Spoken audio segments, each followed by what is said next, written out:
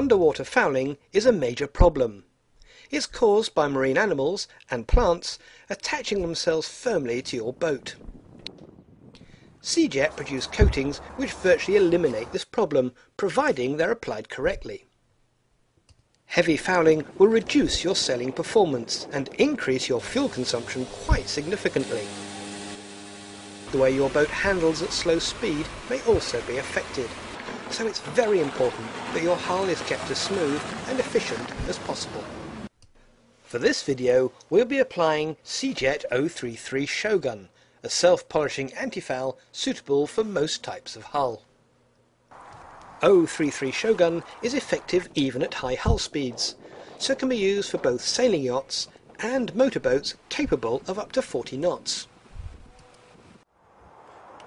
Antifouling can be a messy job and the products are toxic, so you'll need some old clothes, some coveralls, a hat and some goggles, and a generous supply of disposable gloves.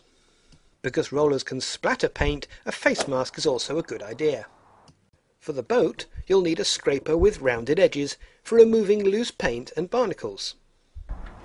Some Seajet hull cleaner and Scotch-Brite pads to clean off stubborn fouling, and access to a hose will be a great help.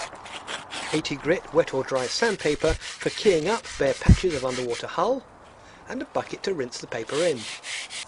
Masking tape for the waterline, for the outdrives, and for the anodes.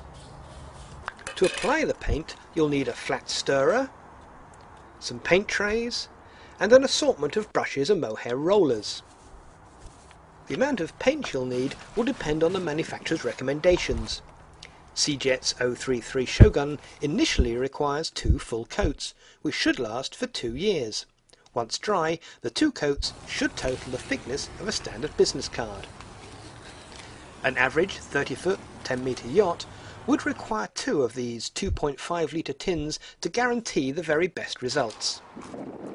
More detailed coverage information and simple calculations should be available from each manufacturer's brochure or website. We are going to antifoul this 25-foot motorboat. We don't know the make of the original coating, and she's quite badly fouled. It's a good idea to photograph the extent of this fouling to see where extra protection may be needed. Once the fouling has been removed, and the quickest way is with an industrial pressure washer, we can then inspect the hull more closely. In some areas the paint has come away, revealing bare GRP, and we can also see that the waterline needs to be raised. If we had found any blisters under the paint, such as on this yacht, then this would need investigation. If you pop one, it's good stuff oozing out here. Oh yes. That was osmosis, which requires specialist intervention.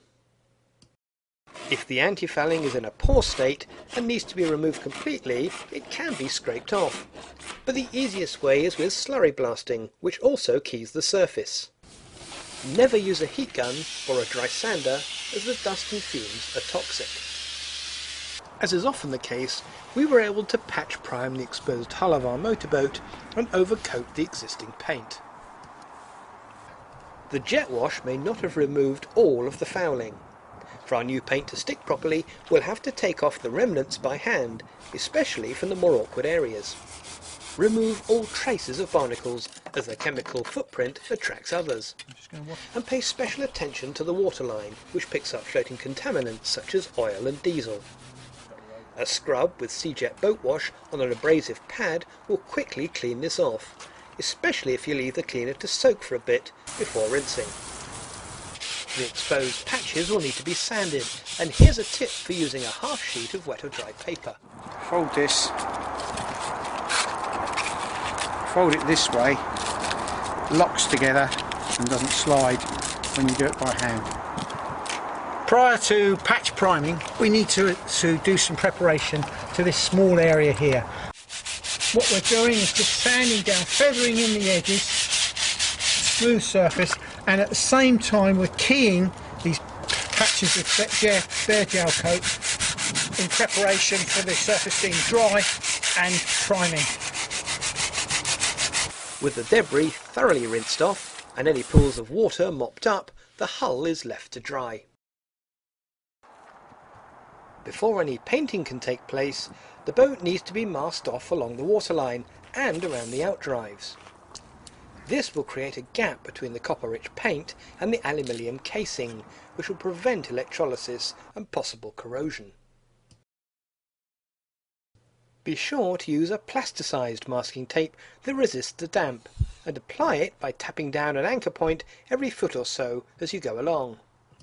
Once the tape is in place, just go round it again and push it firmly down to make sure that no anti-fouling can creep up underneath. The bare underwater patches can now be primed with Seajet 011 underwater primer. When opening a full tin, always wear eye protection and cover the lid in case of a pressure build-up. There you go, there was a certain amount of pressure there already. We're open. Stir the paint well with a flat blade as the contents can settle. A quick wipe with an unloaded brush will prevent drips. And always replace the lid between pourings. We're ready. If necessary, a complete coat of this quick-drying primer can be used over suspect anti-fouling to guarantee adhesion. Before you start, put a plastic sheet down to protect the ground from spillage.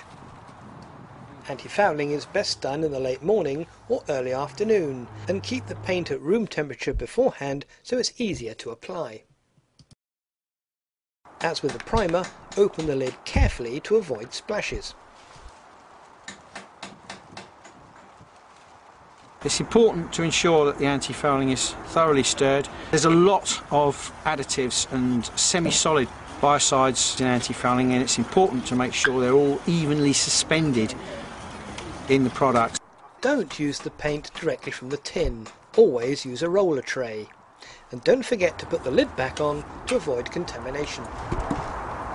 Mohair rollers help to achieve the correct paint thickness, and for visible areas, here's a useful tip. Fluffy rollers are great, but unfortunately they tend to deposit fluffy onto the paint finish or surface, especially for the first few applications. So what it's a good idea to do is just use your masking tape to cover over it, and then simply pull the masking tape off and pull off any loose fluffies with it. The mohair roller is good for coverage, but use the brush to ensure the paint has reached the more inaccessible parts, such as behind the spray rails.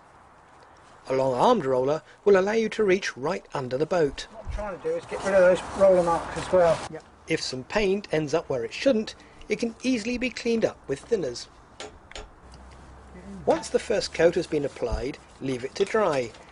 Drying time depends on ambient temperature and may vary. With the masking tape still in place, simply go over the hull again with a second coat. Always be generous with the paint. With the costs of haul-out and jet washing, it's false economy to scrimp. Pay special attention to the waterline, and the leading and the trailing edges. If you have some paint left over, it's well worth beefing up these areas. We're about to put a third coat on the waterline because it's a high turbulent area and an area that picks up lots of grime. We're going to put the third coat on. We're going to leave it with this sun on here, probably about 5 minutes, and then we're going to take the tape off to get a nice sharp edge. Steady, even pull.